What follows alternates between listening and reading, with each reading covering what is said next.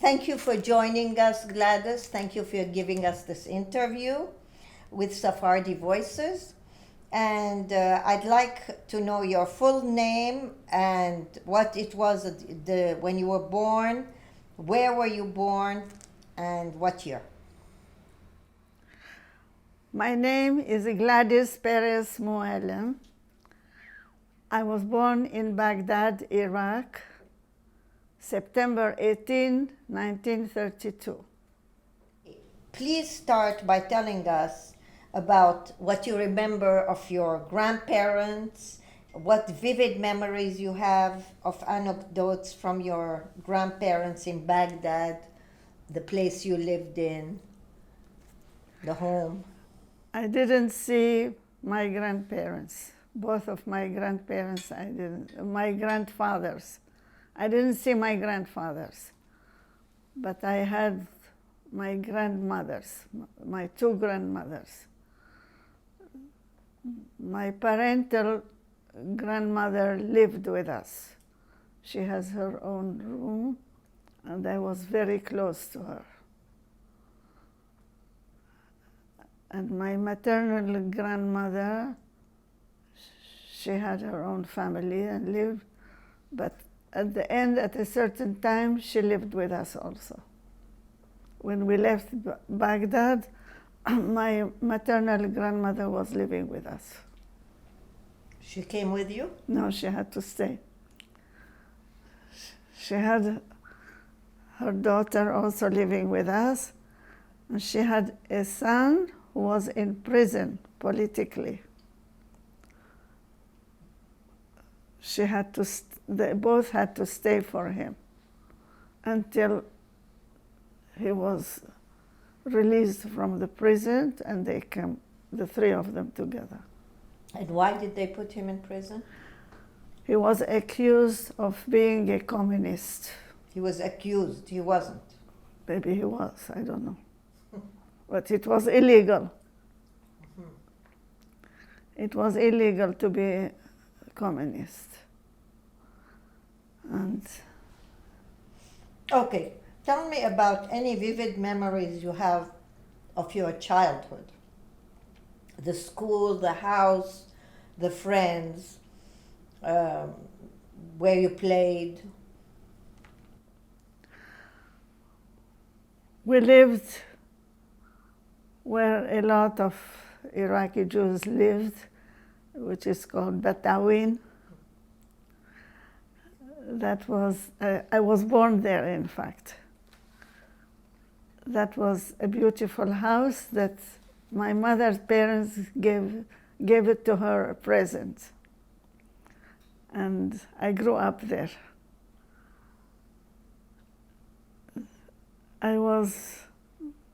They used to call me like spoiled girl.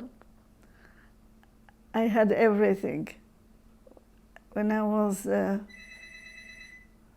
3 years old, 2.5 years old, I had my own car. I was very eager to go to school when I was little. I was 4 years old. There was a school, Madame Adel, close to us. And I ran away. I went to that school. And they were looking for me. I don't know how they found me there. So they put me in a nursery in the synagogue. I was only 4. And there I started. That's why I could save 1 year from school. When I went to Alliance, I was very early. So I loved the school, Alliance. I loved it very much. And I enjoyed. That was my life there. My sisters also were in Alliance, and it was good education. So I want you to tell me what you remember from your house, and also what did you do on Shabbat? What did you do on holidays? Oh, our house at that time, it was a standard with open. There was no ceiling. It was all around. And Spanish style. yeah, we had the ground floor, then the upper floor, then we had the roof, and we had the basement. In the first floor we had the kitchen and dining room, and then open den, and a room which was a den. In the second floor we had 5 bedrooms. And on top we had open roof where we slept at night in summer, and we counted the stars. Yeah. And we had the basement where we lay down in summer when it was too hot. We used to relax over there. So we had 3 sets of bedrooms, of beds. I guess everyone had like that. 3 sets of beds in the basement, in the second floor, and in the roof. Okay. Tell me what you remember of Shabbat, or the holidays, Rosh Hashanah. Yeah. We always celebrated Shabbat. And Your dad went to synagogue? my dad went to synagogue always, yes. On Shabbat in the morning, only in the morning he went to the synagogue. And when he came back, we made kiddush, we ate breakfast, and then sometimes he had to go to work. On a Saturday? Yes, it didn't deprive him to go to work. He didn't say, I'm religious, I don't go to work. He went to the synagogue and he went to work when he needed to work. So you had the breakfast after he came back. What did you have? Beet eggs and Eggs, pema? yeah, Yeah. eggs at beet, yes. Yeah. Okay. And the big Shabbat was lunch or Friday night or what? Lunch was at beet around 2 o'clock. Mm-hmm. That was also Shabbat. Yeah. The breakfast was around 10 o'clock maybe. Okay. And And on Friday night, we always had Kabbalat Shabbat. And we always stood and read and sang Eshet Hayil, all of us. My father recited the Kiddush and made hamotzi with the bread, which was like a pita bread, special for Baghdad. And we said Shabbat Shalom, we kissed each other, and we sang Eshet Hayil, and we didn't know the meaning. Only when we went to Israel and we learned the meaning of the Hebrew things, we knew how important that was. It was the man praising the woman for all her work during the whole week. So we appreciated it more. Okay, tell me about your parents. How did they meet? How did they get married? How did they get married? Yeah. Through matchmaker. Ah. And they were in love? They were very much in love. Very much. Beautiful. Yeah. And your dad's name was? Shaul. Your mom's? Khatun. And they were both born In Baghdad. In Baghdad. And your dad, what was his profession? A custom broker. He had his own company. So when letters came or parcels came, he was the one through the post. How did he do a custom broker? When merchandise arrive, Yes. the merchant invite him to deliver it from the customs. Okay, so he clears the customs. To clear it from the customs, yeah. He had license, and he had an office in the customs. So he goes there Sometimes he had to go to the other side of the river. He had a partner with him, and he had a porter. His name was Ali. And the partner was Muslim? No, Jewish, Iraqi, yeah. My father was 2/3, and the partner was 1/3. You remember his name? Khdouri. What? Khdouri I what? don't know the last name. Because I was little when they already separated and my father was by himself. Oh, okay.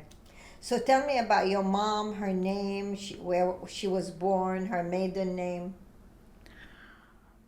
My mother's name was Khatun, and her last name. She was the daughter of Menashe Zluf. He was very well known, and it seems first of all, he was a merchant in the market. Everybody knew him because he imported goods. He imported material, I don't know. With his brother was a partner with him. And he imported, and he was also a member in the Jewish Iraqi. I used to say it in Arabic. They used to hear. They said, "Adu bil-jismani." I don't know what it is. It's like a parliament of the Iraqi Jews. Wow. Yeah, called it Jismani. As I was little, that I heard this word, but that's what I understood.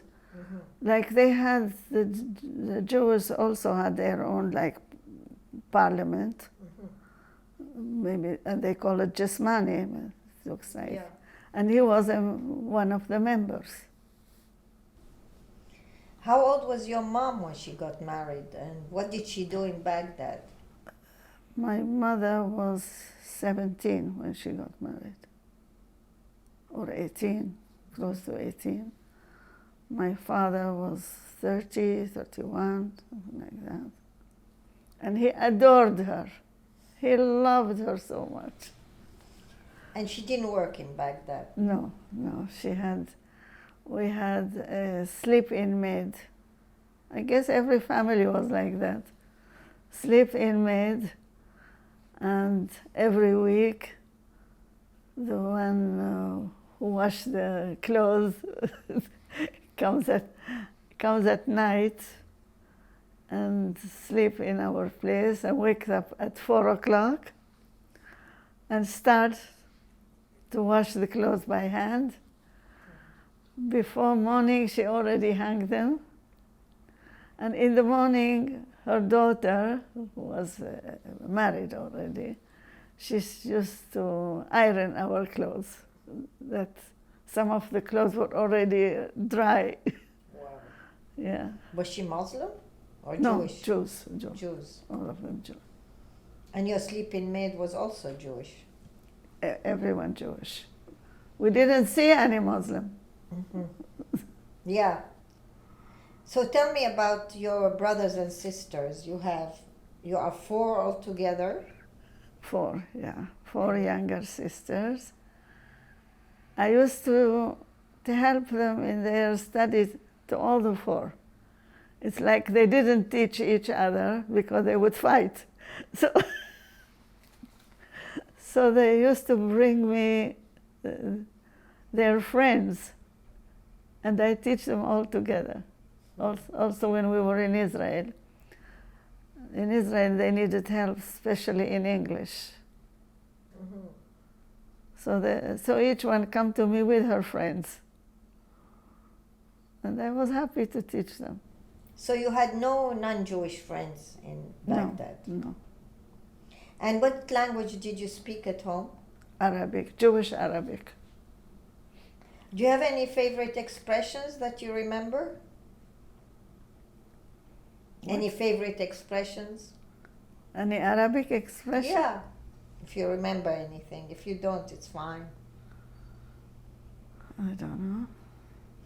So mainly, okay, let's go back to the school you went to was the Alliance. Française, and then I didn't go to I went right away to the kindergarten because because I was in the synagogue nursery. okay. So I saved 1 year like that. Mm-hmm. That's why I am usually 1 year younger than the others. Wow. Yeah. And did you belong to any clubs, social clubs at all, Zora or something like that? No, there were clubs, but we never belonged. Mm-hmm. We used to be invited sometimes. Yeah. Yeah, but we were not members.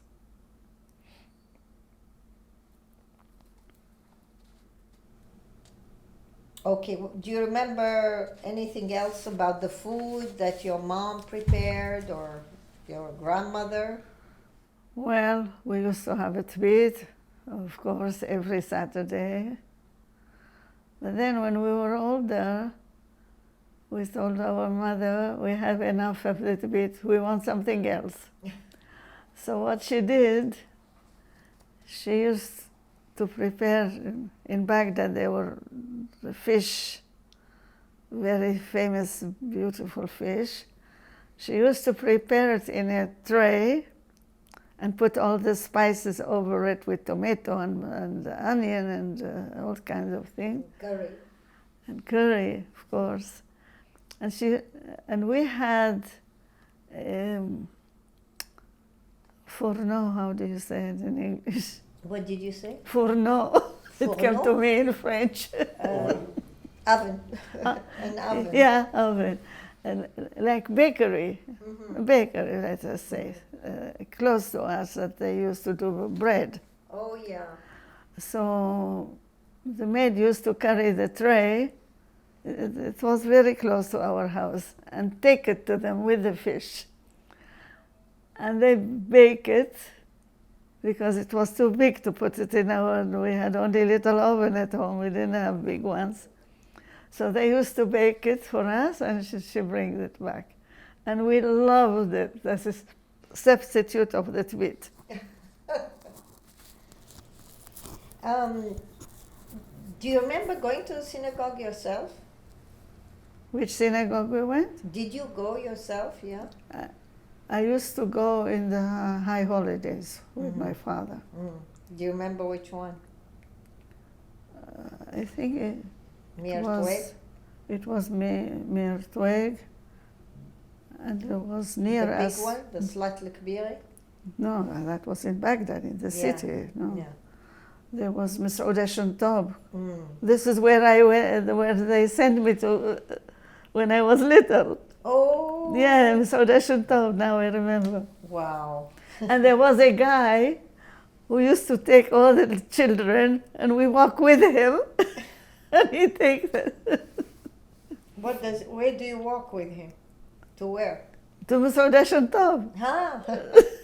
We were little. What did your parents wear? Like European clothing? Yes. And your grandmothers? My grandmother, when she went to the synagogue, especially in the high holidays, she wore all her outfit, izar and chili and fez. So the izar was made from either silver thread or gold thread on silk. With silk, yes, and it has gold thread, yes. And this was made in the atelier? I don't know. When I saw her, she had where it was made. I don't know. And she had gold here. She has something. Do you have pictures of your grandmother? No, she didn't let us take picture of her. And anyway, we couldn't bring any picture from Baghdad. They didn't let us take pictures. So she had here something gold, beautiful. Here the face, and here something, I think velvet, and she put that gold thing like this on it. Beautiful. It's very nice. You know who remember her? Evelyn Shaheen. Wow. She said, I remember your grandmother, when she went every Saturday to the synagogue. Do you remember any bar mitzvahs or anything in Baghdad? Bar mitzvahs, as far as I remember, they used to do it only during the day when they put the tefillin on the children, and they made a big luncheon. I think it was luncheon. I remember all kinds of fish and all kind of very big meal. That's all I remember. I don't remember they used to make parties. No. Not at night, yeah. But always fish. Why, I don't know. I remember fried pieces of fish. That's what I remember. I was little, but I remember that. And tell me, were there any Jewish organizations, like Zionist organizations, that you know of, that your family belonged to? No.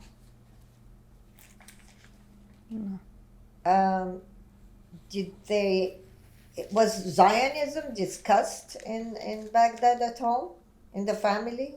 What? Zionism, was it discussed in the family? Zionism? Yeah. We didn't mention that word. Yeah.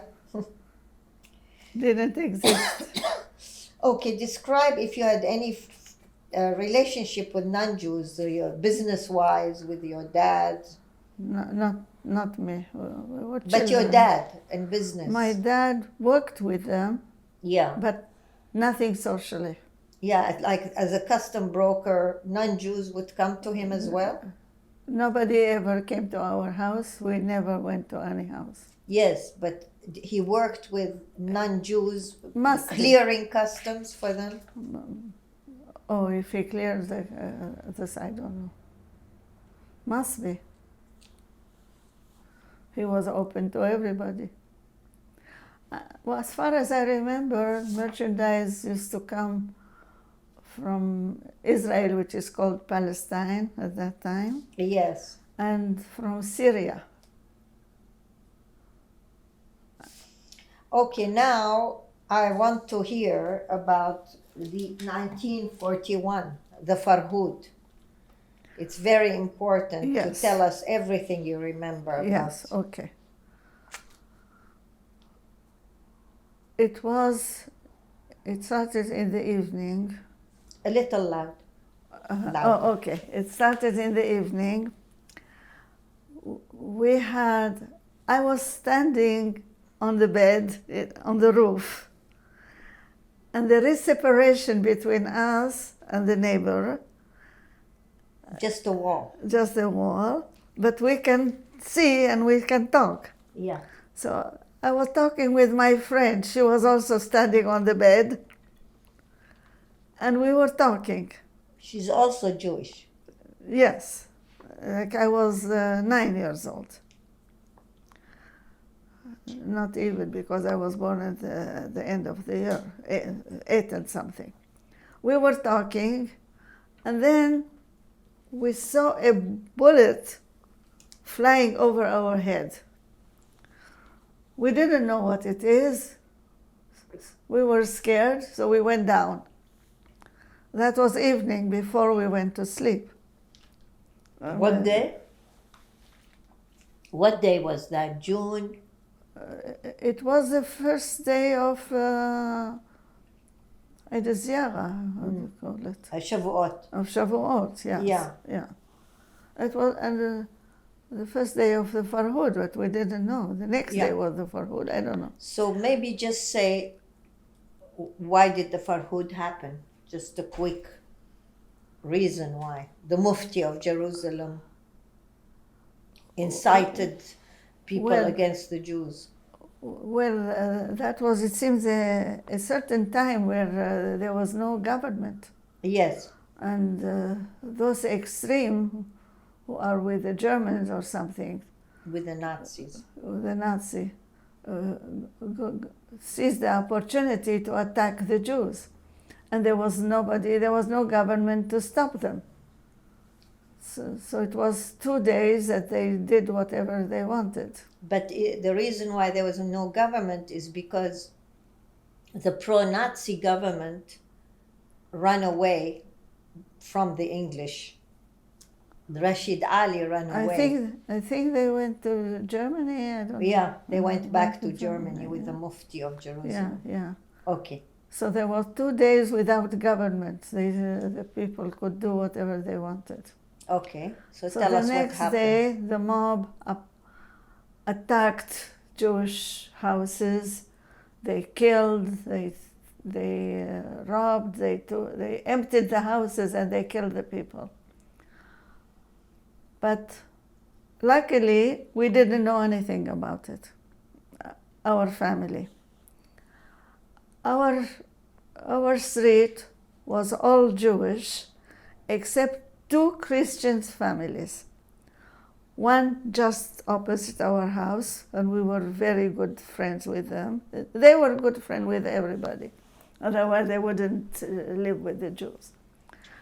And toward the end of the street, there was another one. And they were also friends with everyone. Toward the end of the street, the man had a very big position in the police station. And the police station was just 1 street behind us. When he saw, he knew what was happening, he ordered policemen for every house. Wow. Every house. A policeman was sitting at the door of my house. Every house.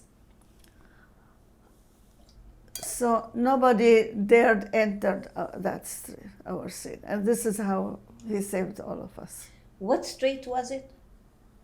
The second. The street. You were in the Battawin. Do you remember the name of the street? Oh. It was called Aqd al-Nakhl because it has... palm trees. It has trees, no. It has trees at the beginning of the street. So it was called in the name of the trees. The street of the trees. Of the palm trees. The palm trees, I don't know if they were palm. Nakhal is a palm tree. They were only palm, yeah. And at the beginning, instead of having a house, instead of the house, there were trees. And this is why they called the street on the name of the trees. And just after it was the street of the police station. So everybody knows the street of the police station.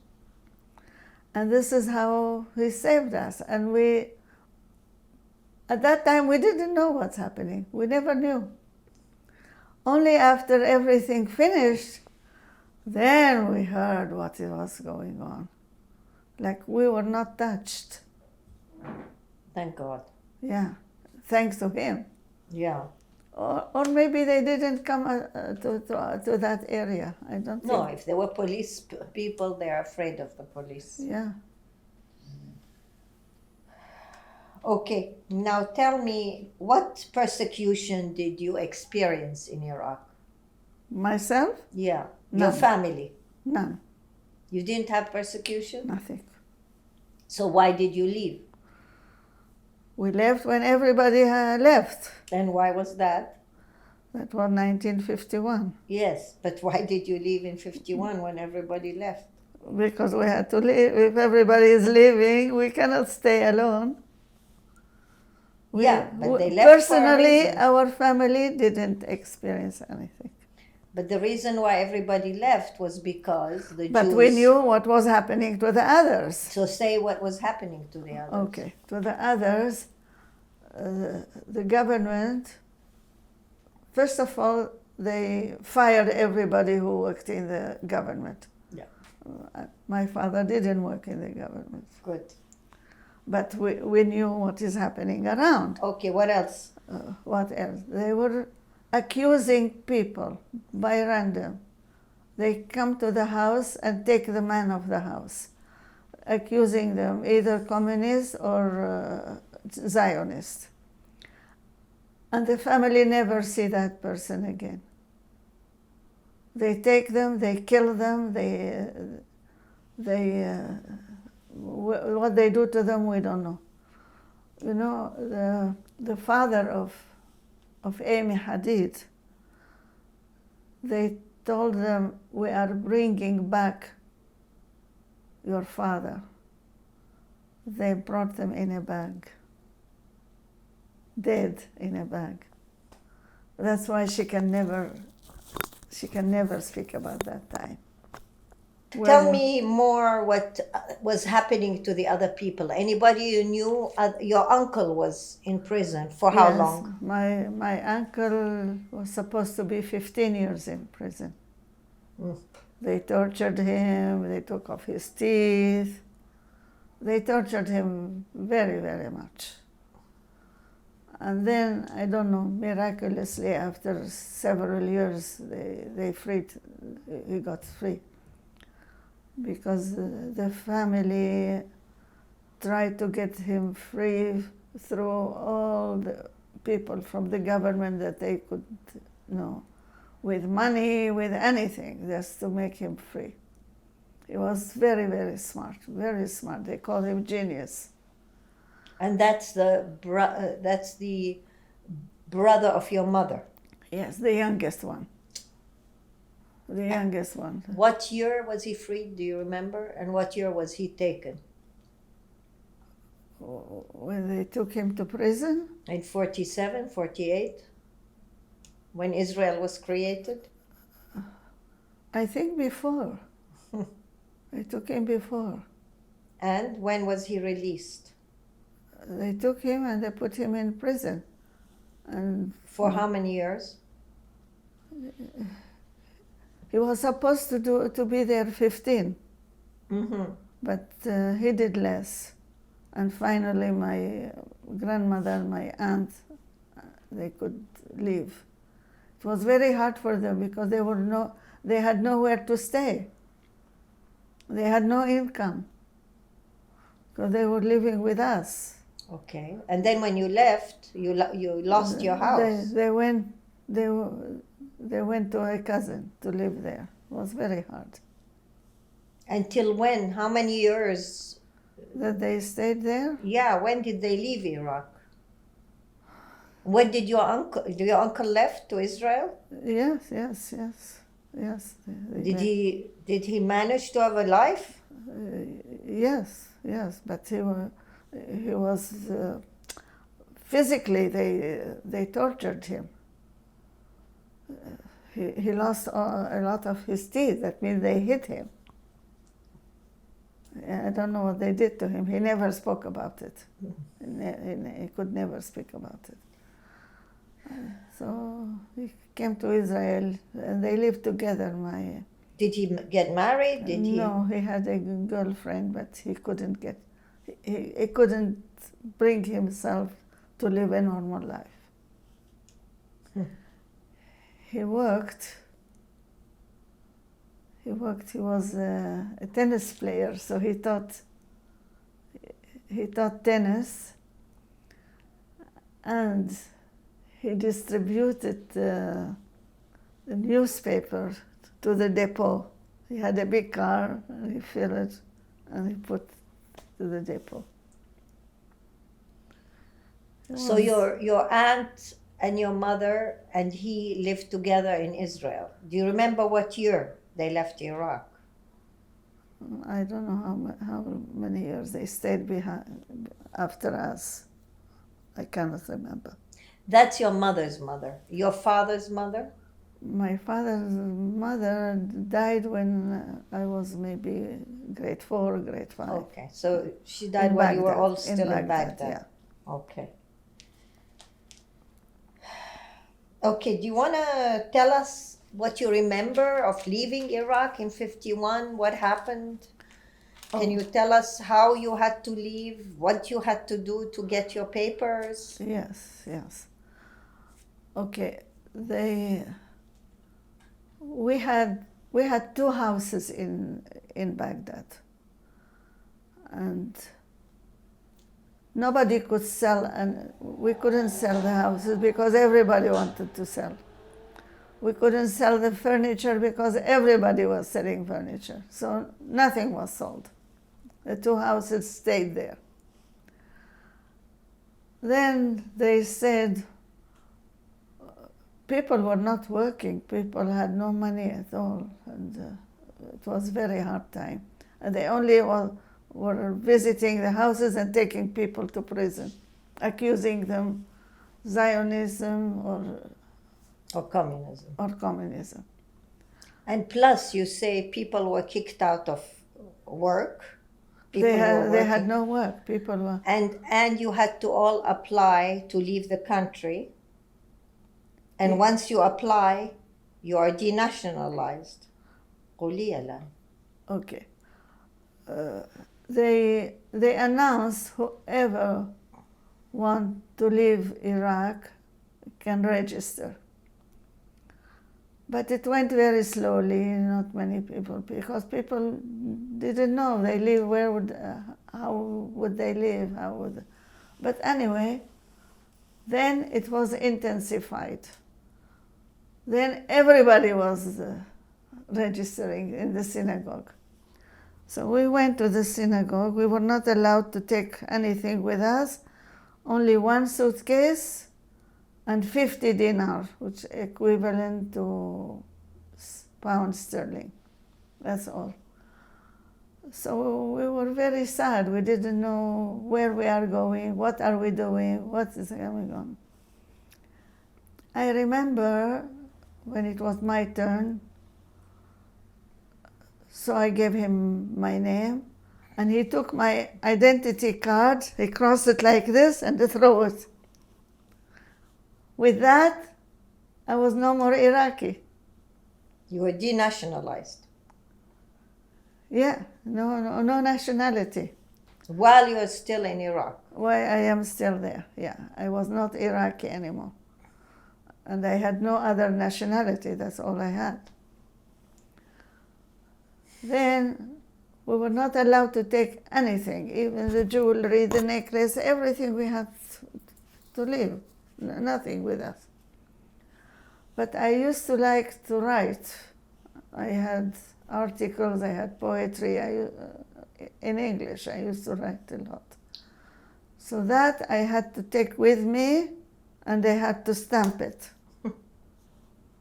that I am allowed to take.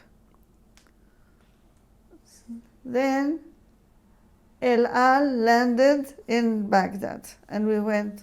It was a very primitive airplane. I don't think even there were chairs in it. I think we sat on the suitcases. It was, I think, 3 hours, the flight. What year was it, Gladys? 51? 51, yeah. June 51.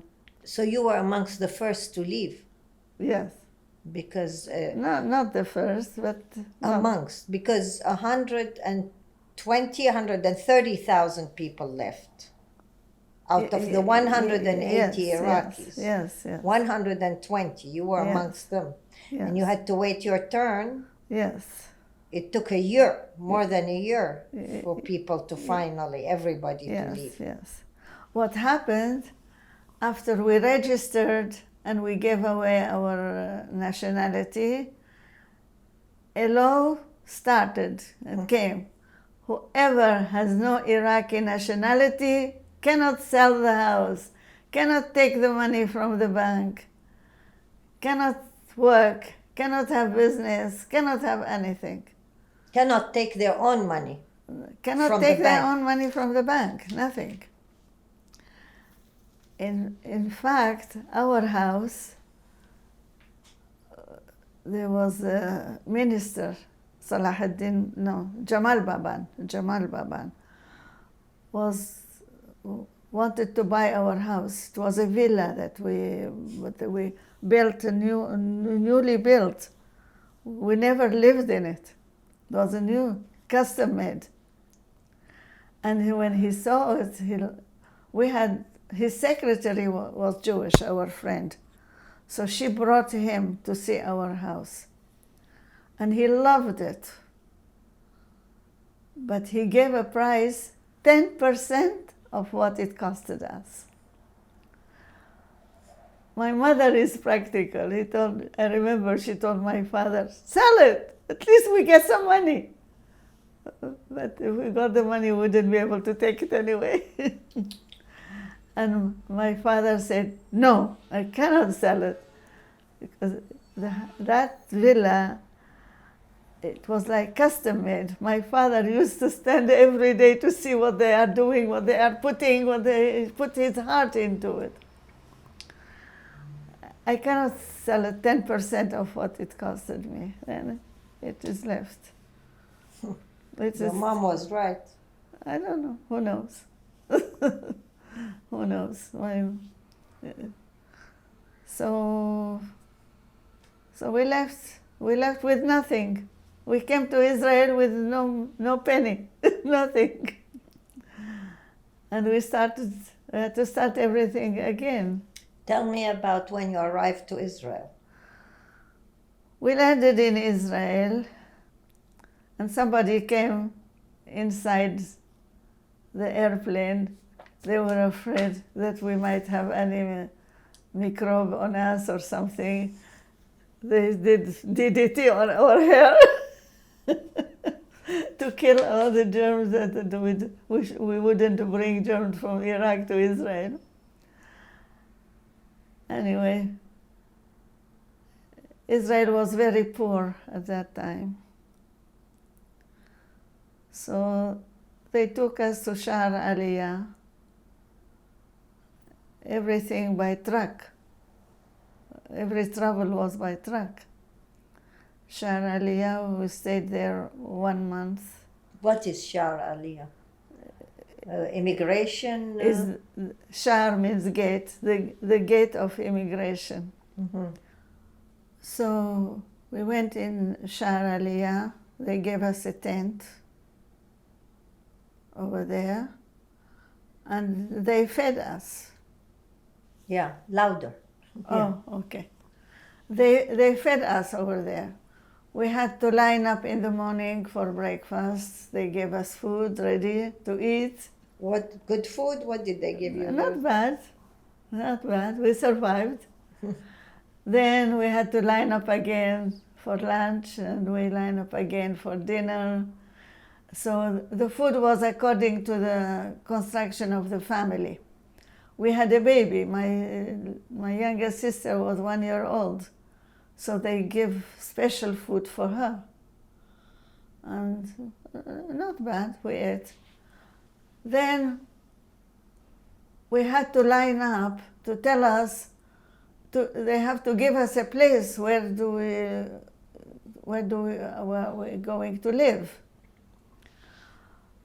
My parents got very depressed. They couldn't do anything, they couldn't say anything, they just stayed. They didn't know what's happening. My sisters were little, I was the one, suddenly I am leading the family. In Baghdad I was like a little girl, and here I am the leader. Suddenly I am the leader. Now, where do we go? Which part of Israel? They sent everybody to far places where there is nothing, and they put them. I wanted to be near Tel Aviv so that we can study, we can work, we can do something. And so we have to line up around 5 o'clock in the morning, every morning, to get in to talk to the guy. Luckily, I have my approach. I can be friend very fast with people. So I become a friend to the one who is giving the places. All I wanted, something near Tel Aviv. So I look at the map, and I saw Petah Tikva. I don't know what it is. And I said, I want Petah Tikva. It took a while. Finally, they gave it to me. And after a month, they took us to that place that they were just opening. So it was 2 hours in the truck, our family. We have nothing with us anyway, just each one suitcase for clothes. After how many years, Gladys, in the tent you lived? We lived 6 months in a tent and 7 years in a wooden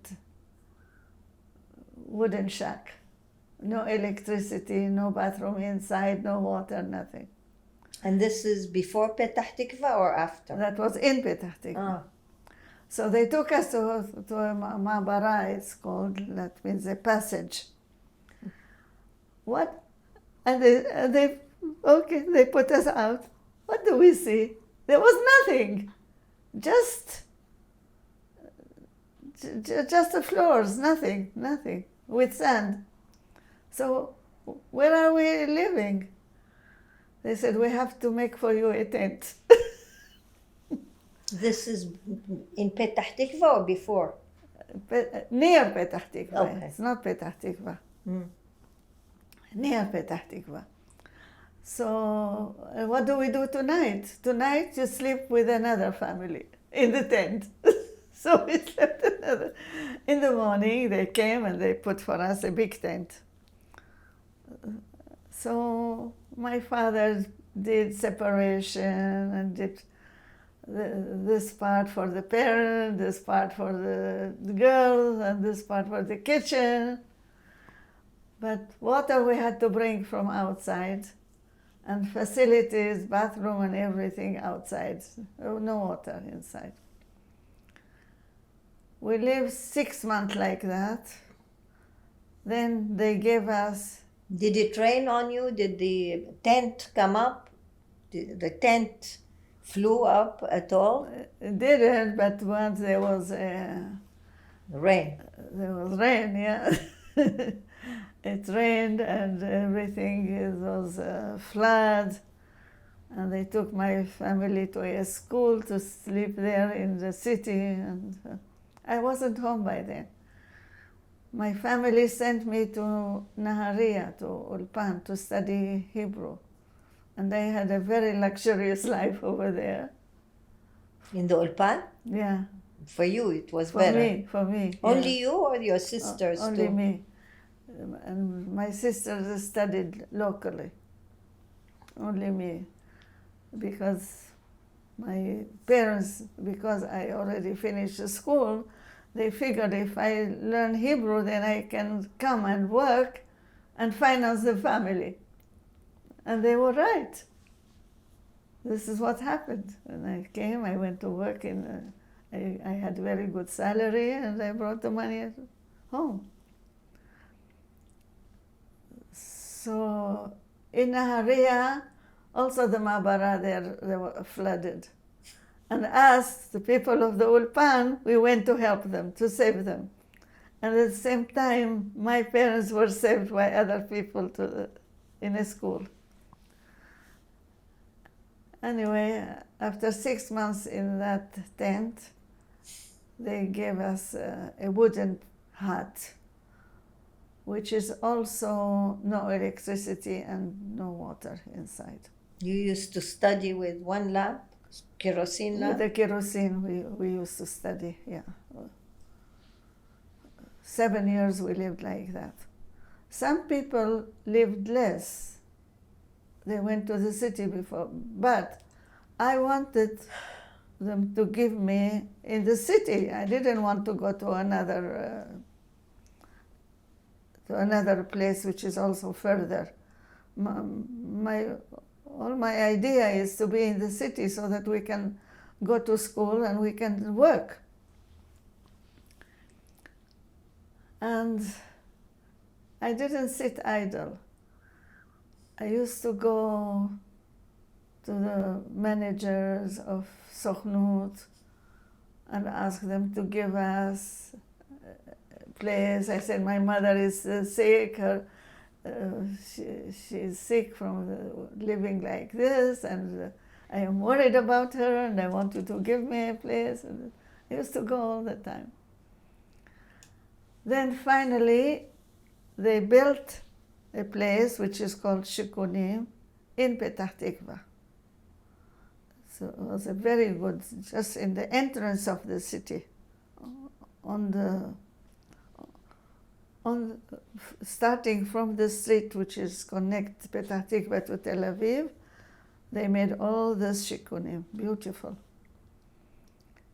Now, because I was going all the time to those institutions and ask them and this, we were the first to get it. And we moved. That was after 7 years that we lived in there. Did your mom and dad work during those 7 years?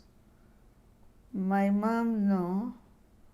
My father, they gave him all kinds of was opening boxes. Once he was a guard, things like that. And he was happy that he could bring some money. But, something said my father. We have, Chlurizilcha is a cousin of my grandmother, my maternal grandmother. And Sammy's mother gave me his address. It was in New York, I don't know where. He told me, write to him and he will get you a job. He will help you.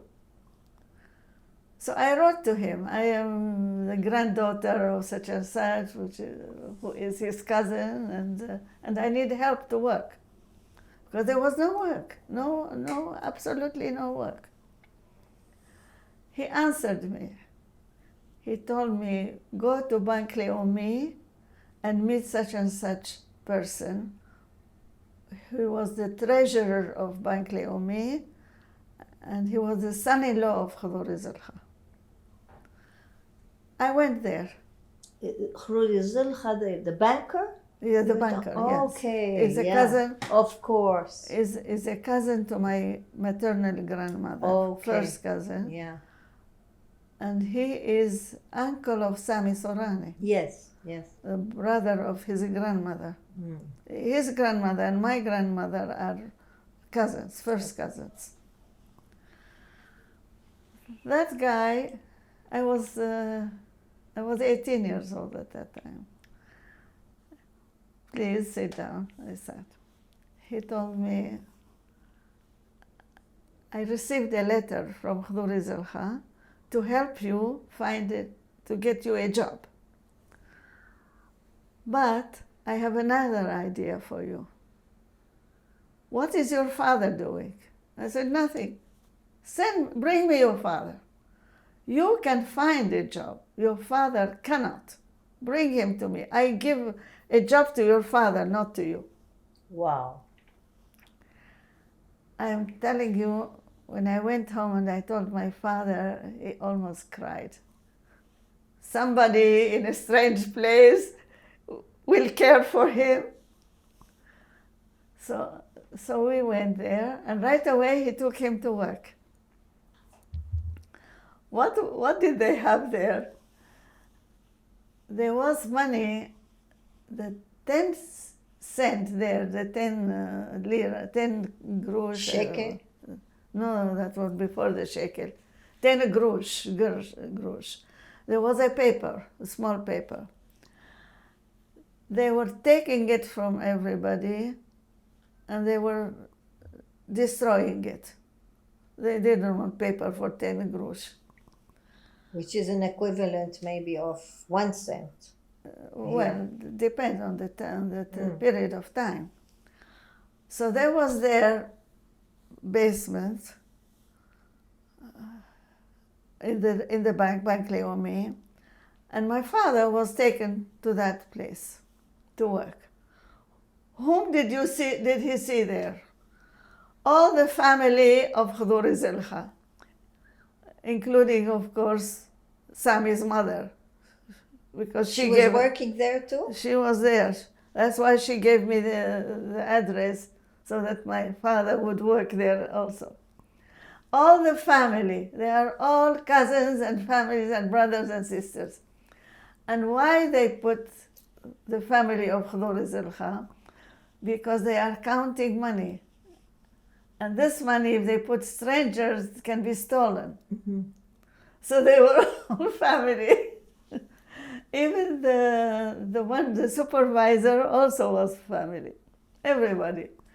And Shafir used to tell us how much they used to make jokes, how much they used to have fun.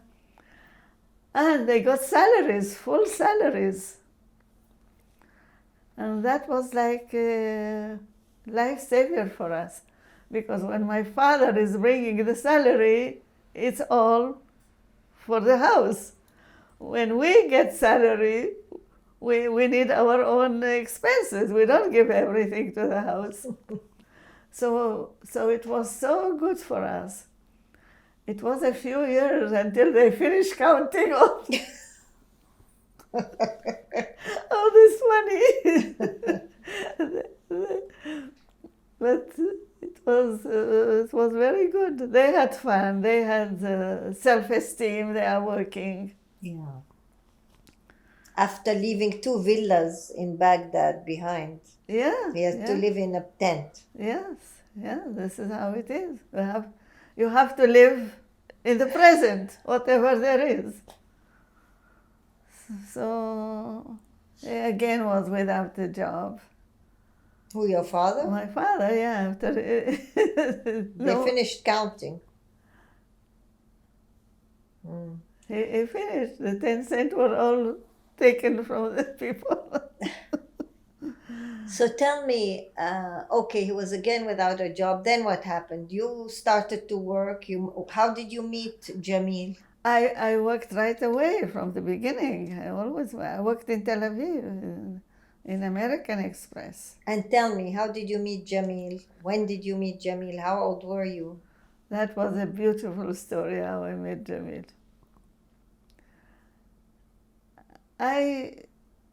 I used to work in Tel Aviv. After my work, they were courses from the Hebrew University. I leave work, I go to those courses all the time. I studied. It's without degree, just to listen to the lectures. In fact, they gave me a certificate. I listened to the lectures. I have the certificate. I attended the lectures. Anyway, I enjoyed it and I learned a lot. So what we used to, then everyone, boys and girls, what are you doing? I'm going there. Then they follow me, and everyone come to me, with me, and we became a group. With the group, in the weekend, on Saturdays, we go on trips, we go cycling, or after the lesson, we still didn't go home. We used to go to the movie or something. We had a very good time. Every time I start a group and everyone followed me. But I didn't find anyone of those in the group that they wanted to marry me or I wanted to marry them. It didn't work. First of all, we all were not settled. We were living in Mabara. We were not ready. We couldn't leave our parents and get married. Second, no one of them, but even though they were engineers, or they were accountants, they were very high educated people, very lovely group. Were they Iraqi? All Iraqis. Oh. All Iraqis and all from my school, Shamash school. That's why they know me. In fact, one of them was the husband of Ilana. He is engineer. Wow. They were all engineers from the Technion. So they studied engineering in Israel? In Haifa, yes. They were very high standard. And we had a good time. We used to, they took us, once they took us to Kinneret, and we slept on the floor the whole night. They took such a good care of us. One of them always didn't sleep, just to walk around and to guard us. And they bought food and they fed us. They treated us royally. Who is they? Those boys. Ah, the boys. The boys, yes. You know, we are all Iraqi. Yeah. Many of them brother and sister. In fact, I was the only one who have no brother. Mm-hmm. They were all brothers and sisters. And such lovely, lovely people. They took excellent care of us. How big a group were you? 10 people? 20? How many? Maybe close to 20. Wow. Or less, maybe 10. I don't know. It's hard to... Yeah. But they were all from the Technion, and they all did the army. Mm-hmm. They did the army. So that's why they were capable of taking good care of us. So how many years after you got to Israel was this? Like 10 years? No. Less. 6 years? Maybe. Okay. So they went straight to Israel and went to the army, the boys. They went to the army and they went to the Technion. Mm-hmm. But they were in the Ma'bara like you. The Ma'bara is some of tents. Them. Yeah. Some of them. Okay. Because some people still could live in the city. Not everybody. Okay. Now you want how I met my husband? Yes. I was almost 28, and I didn't think of getting married. I enjoyed the way I was living. I enjoyed it very much, working, studying, dating, bringing money to the family. I didn't think of getting married at all. Avant-garde. Huh? Very avant-garde for your time. Yeah, I didn't need to get married. I didn't think of it. I mean, that's what my life was. Apparently, my husband was in his late 30s, and no girl was good enough for him. I had 500 lira in the bank where he was a big manager there. 500 lira. Once a cousin of my husband told me, there is registration of new houses somewhere. I didn't even understand where are they. You give me 500 lira and I buy for you something. I said, okay. Desperate, I have no penny saved. I thought, what could happen? Investment doesn't... So I had 500 lira at the bank, where my husband works. Not only works, is responsible of it. Yeah. So I went there, and they received me. I want this, and then I said, wait, a special person has to meet you. Okay. They went in, and my husband came. What do you want? I want my 500 lira. He said, why did you wait so many years for it? If you came before, I could have given you a very big interest. But because you didn't come, I cannot give you now that interest. Why you didn't show up at all? I didn't understand what is he talking about. You have my money, give me my money. I didn't say a word, just looked at him, what does he want? He went in, he brought me the money. This is with the interest, with everything, as if you came, as if you renewed it, as if this, as if this, as if that. Okay, I took the money and I went. I didn't say a word. I took it and left. He saw me speaking with a friend there. I had a friend. And he told her, who is she? Can you give me her phone Did you number? realize he was Iraqi? Did he know you were Iraqi or you didn't? I think I knew who he is because I knew all the family. And he has big similarity with his brother, and I knew his brother, his younger brother. I knew all the family. Except him. I knew everyone. Who is she? Give me her phone number. I went to my office and he called me.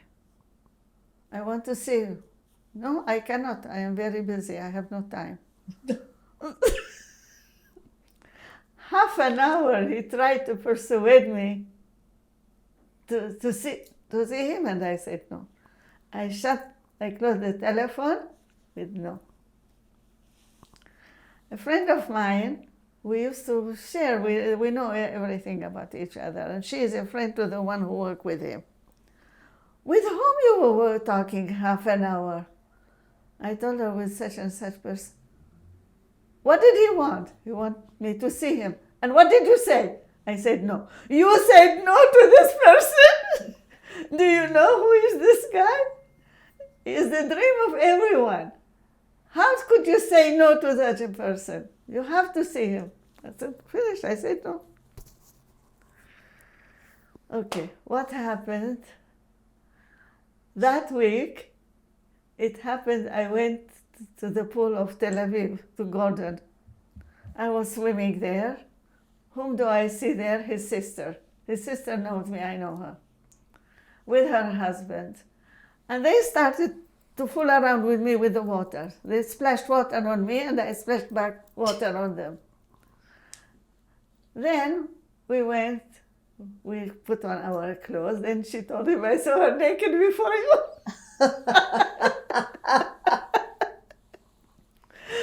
We got dressed. She went home and she told her mother, you know who I see today? You remember Gladys, cousin of this, when she was little, and we know her, this and that. And her mother said, oh, I would have loved to have her for Jamil. Okay, when he comes, we will tell him. But he never wants to meet anyone we tell him about. He never wants to meet any girl. Okay, we try. He came, and they told him. He said, but I met her, she doesn't want to see me. She doesn't want? We will send to her mother. What does it mean she doesn't want? There's no such a thing. They sent to my mother. Then, through this, through that, through I don't know. Oh, my mother said, she told me, she was strong at that time. You date all the time. I never interfere. I never told you to decide on this, to decide on the other one. I never said a word. You date all the time, whoever you want. This time, I want you to see him, to get with him. And then tell me you don't want him. Okay, I said, okay, I had no choice. So, through the family, they made a date for us. I used to tease you, you couldn't get me, and you had to get somebody else. You had to get your mother. And he had a car. Who had a car at that time? You had a car in Baghdad, no? You said you were... No. You had a small car. Okay. The little car. When I was 3 years the old. real car. Yes. Okay. Anyway, he came with the car. And me, the Israeli mentality, you don't impress me with your car. You know, the Israeli mentality, I was already Israeli mentality. And he took me dinner in hotels, in the most expensive places. And he's trying to impress me? What does he think? And me, by then, I was already invited to everywhere. I know everywhere. He take me to dinner in a hotel or a nightclub. Have you ever been there? No. Of course I was, million times. So why do you tell him no? Because I have to play to his mentality. Iraqi.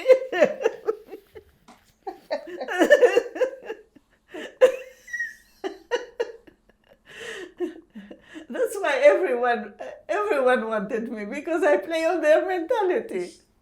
They think I am good for them, but I know I am not. You know you are better. No, I know, because I'm playing. I am not showing them who I am. Mm-hmm. This is how I used to do. So everyone wanted me. Everyone thought I am good. Anyway, with him I did the same. Have you been? No.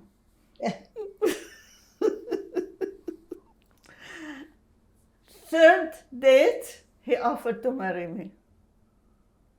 Third date. I was in a shock. I wasn't ready for that. All my friends, the closest, they know him very well. So I went to my friend, what shall I do? We went to marry, and you didn't say yes?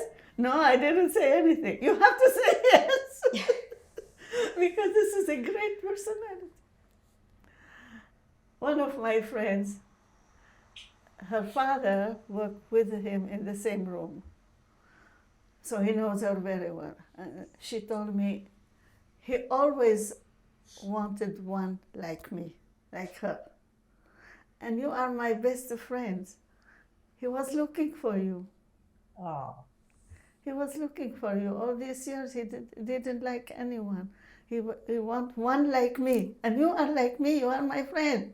This is what he wants. Anyway, and my mother, she wanted him by all means.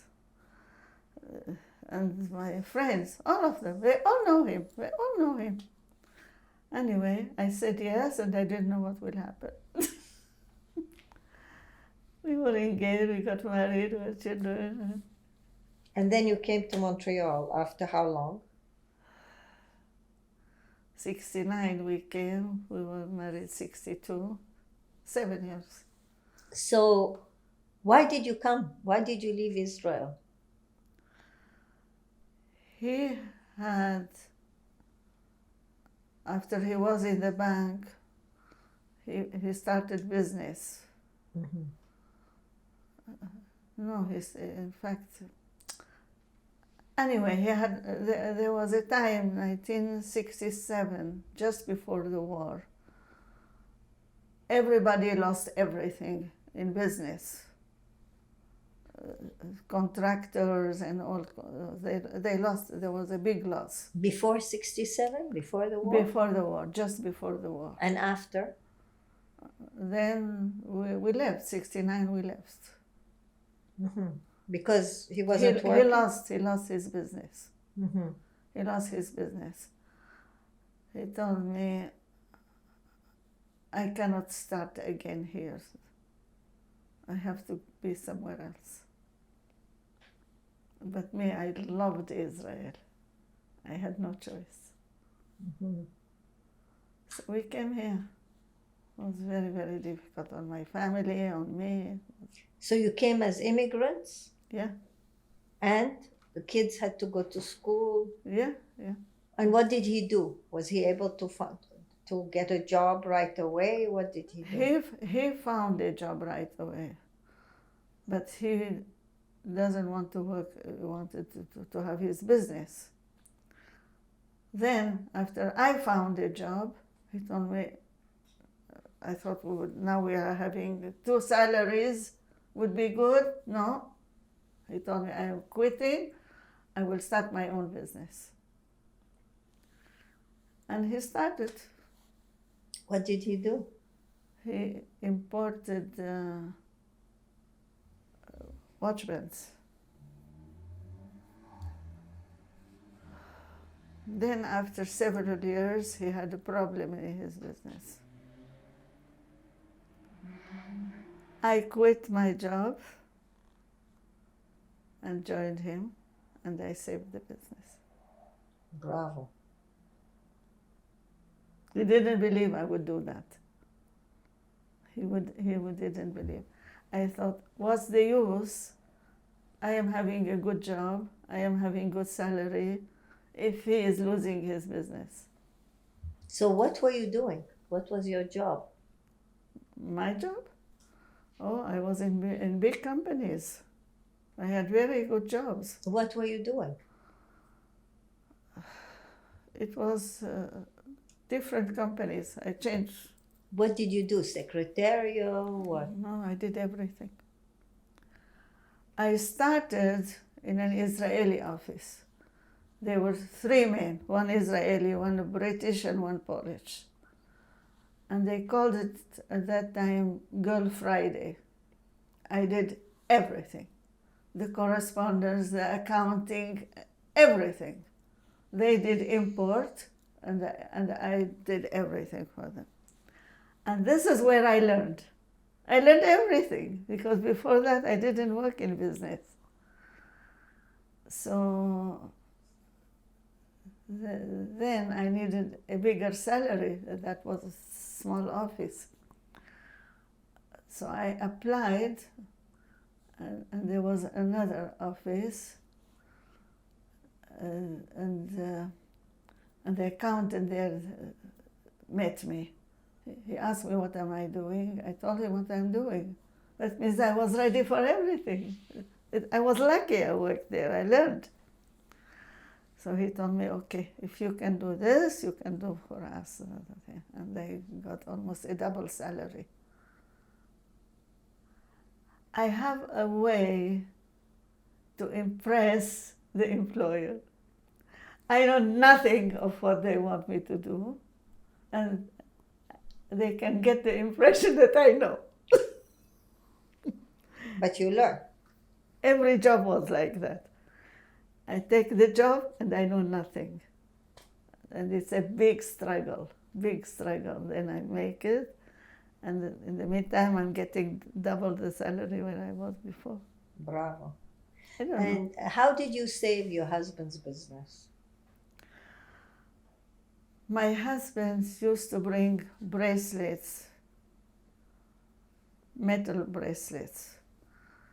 And here, companies of watches buy the same as the boxes the way they are. They buy it from him, and they have somebody put it on the watch. And he has also jobbers. They buy from him. He had somebody to put it on trays.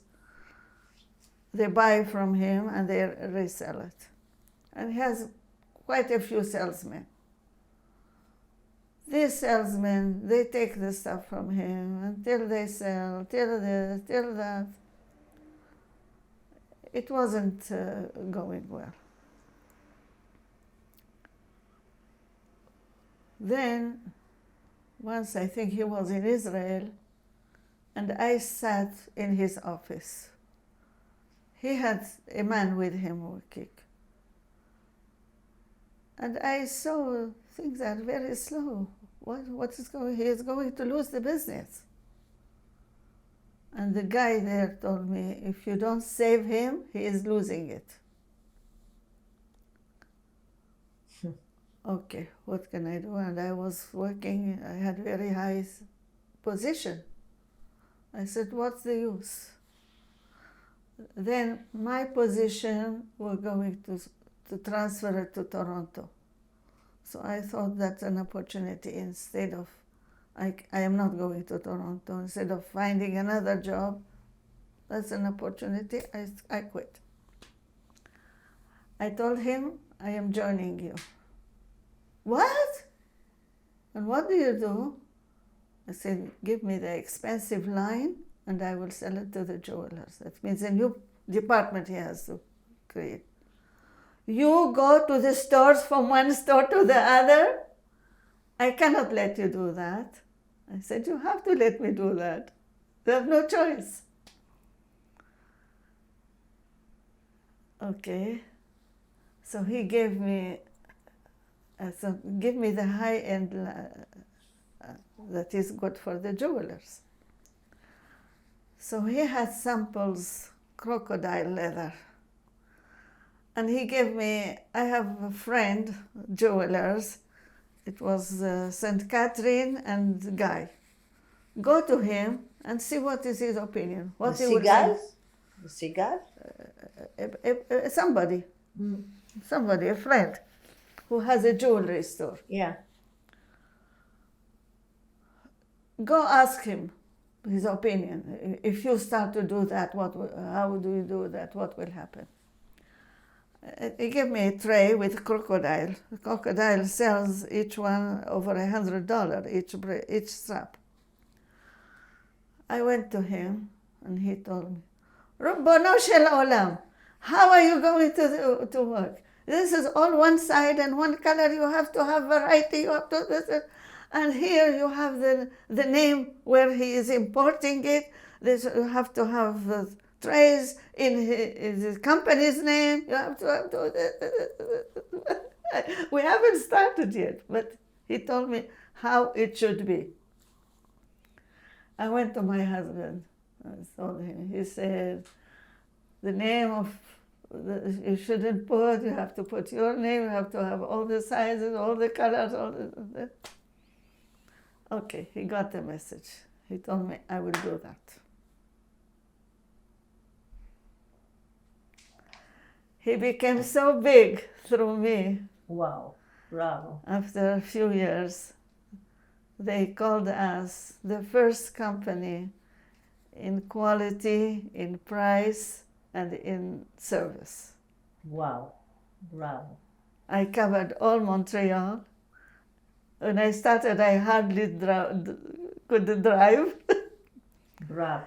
And Toronto, and the South Shore. I went till Saint Jerome. Bravo. I captured the market. I kicked all the big companies out. Bravo. You know how I could do it? Because it is our company. I know how much it costed him. So I played with the prices. I don't have commission. Mm-hmm. Nobody can compete with me. I don't have commission. Yes, yes. Bravo. I know how much it costed him. Mm-hmm. So if I need to drop the price, I can drop it. Bravo. Nobody would tell me why he did it. 15 minutes? Il reste 21 minutes. 21 On va minutes. changer une batterie. We have 20 minutes, so we're gonna rush it a little. There was once, Ouais, je sais pas si. listen to this story. Hey. There was one company, a European company, very expensive line, and every jewelry store have to have their stand. And we had by then beautiful stands. To his credit, my husband, anything I tell him, he gets me right away. I need beautiful stands. He imported from Europe, from the most expensive places.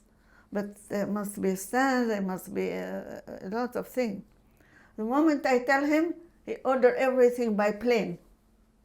Mm-hmm. Everything came Do right you have on. pictures of that? Do you Uh-huh. have pictures of these stands? Of the company, of your husband's company? Maybe, I don't know. Oh, you don't have them handy. Maybe. Okay, we're running out of time. What I wanted to tell you, salesman of a big company came to him, to his office. He told him, I want to work with you. Because wherever I go, they don't buy from me, they buy from your wife. Where would I go? How would I work? I want to work with you.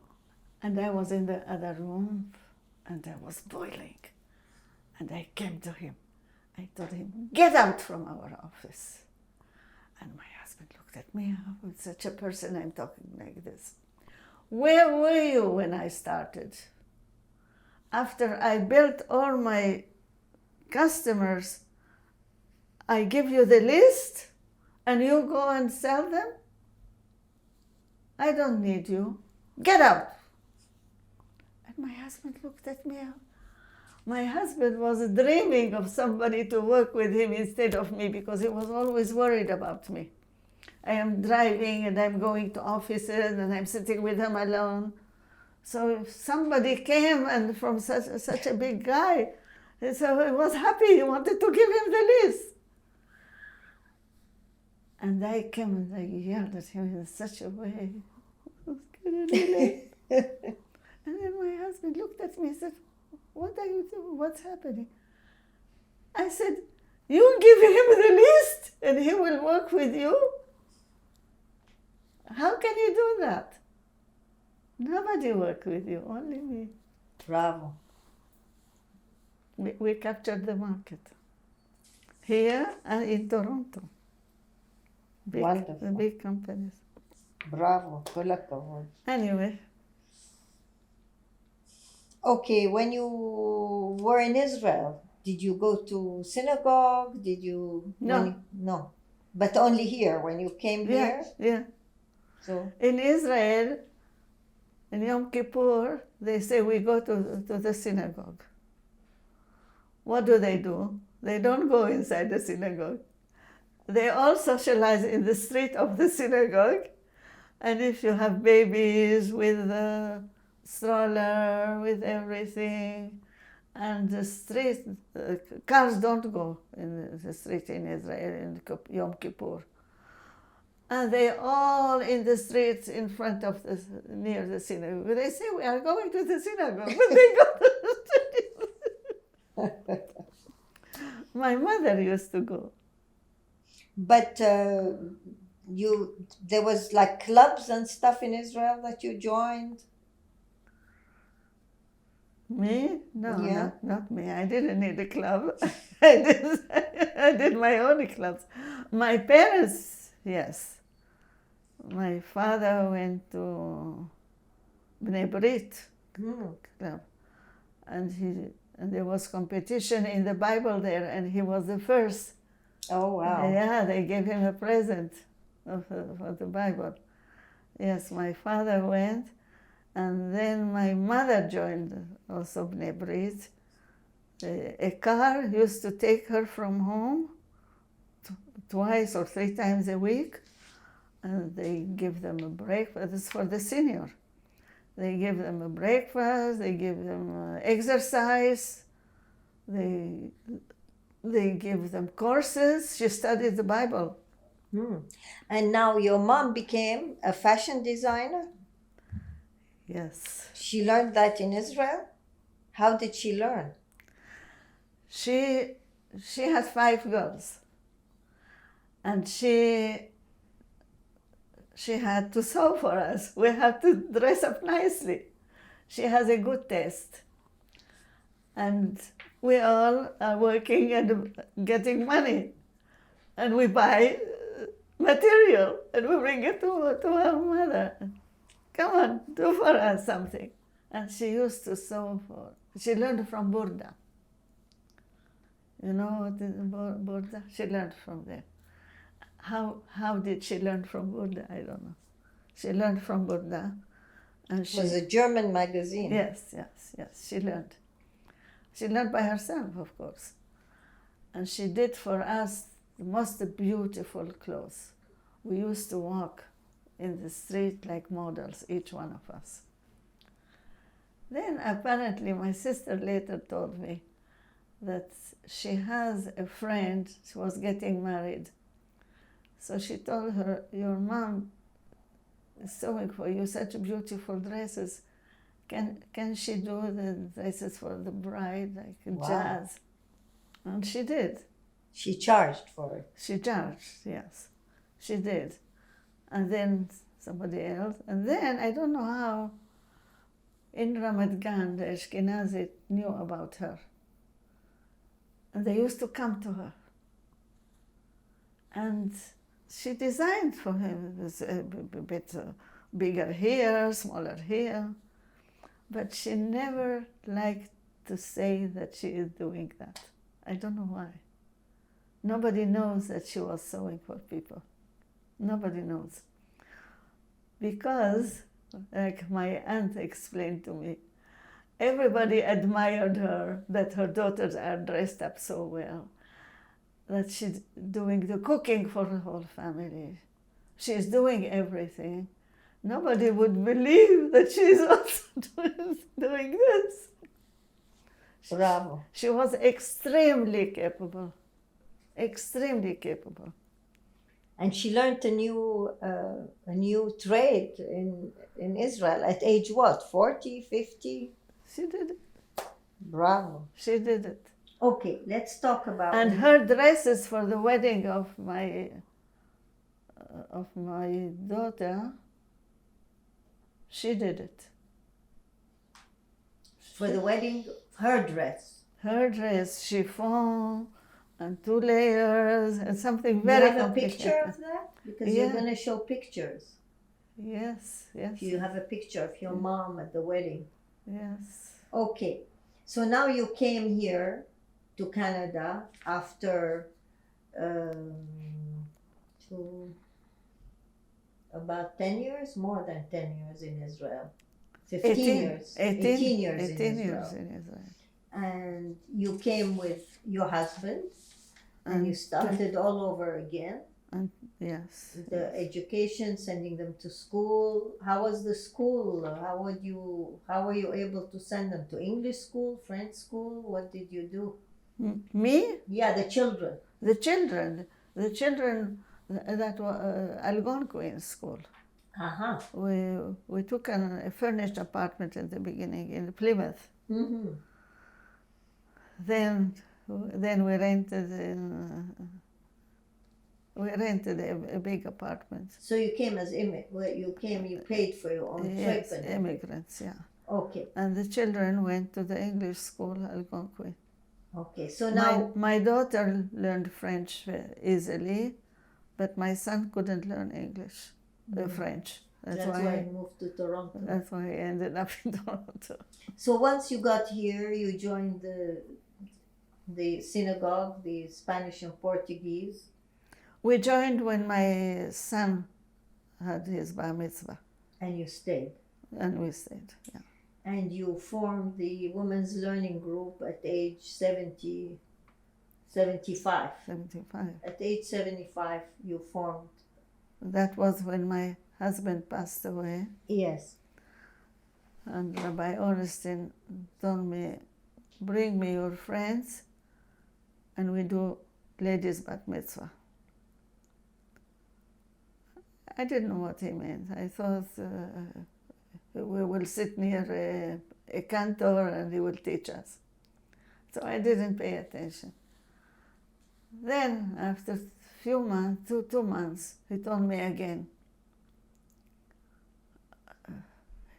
bring me your friends and we are going to do ladies' bat mitzvah. I said, what do you mean by that? I bring you 2, 3 and we sit near cantor and no, not that. Bring me all your friends. And we will do a class and I will teach you. Rabbi will give you lecture. Rabbi Joseph will give you lecture. Norma will give you lecture. We'll do it with lectures. And I understood. So what do you want me to do? Bring me Amy, bring me Carmen, bring me this, bring me that. And we will work together. I will make you so busy, you will have no time to cry for your husband. And that's what he did. Okay, so you joined which synagogue? The Spanish?